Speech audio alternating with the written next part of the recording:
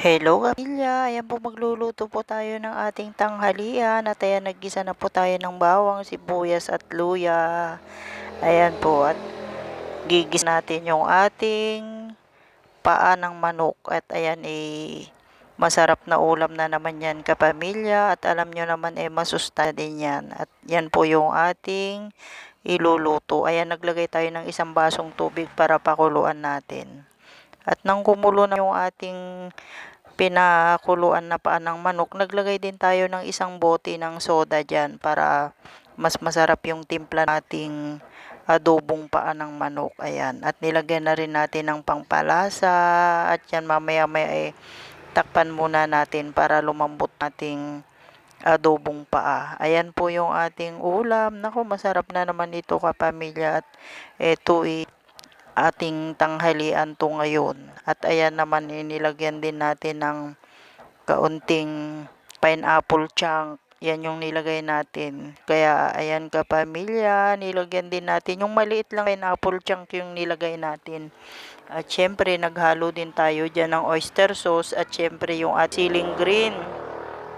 At yan naman masarap yan siling green pagka hinalo natin sa adobong paa ng manok. Naggayat din tayo ng sili dyan tapos naglagay din tayo ng mga buo na siling. Hello kapamilya, kamusta po? Ayan po magluluto po tayo ng ating ulam at ayan po nagigisa na po tayo ng ating bawang sa sibuyas.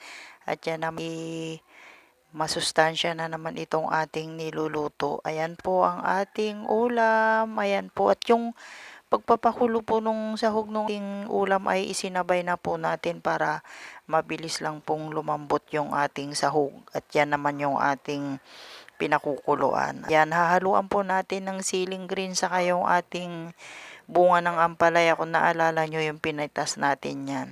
Ayan, at dagdagan din natin ng siling green. Masarap kasi itong siling green natin kapamilya at ito hindi gaanong maanghang kaya yan yung pinahalo natin dito sa ating ulam at yan naman hindi siya gaanong maanghang.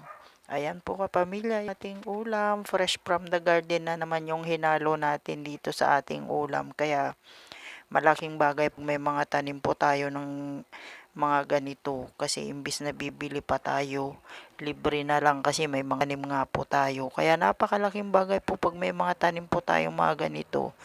At eto po, luto na po yung ulam. Ayan po. Fresh na naman po yung ating tanghalian at yan po yung ating ulam. Kain po mga kapamilya. Ayan na po yung ating ulam. Thank you so much po. Bye!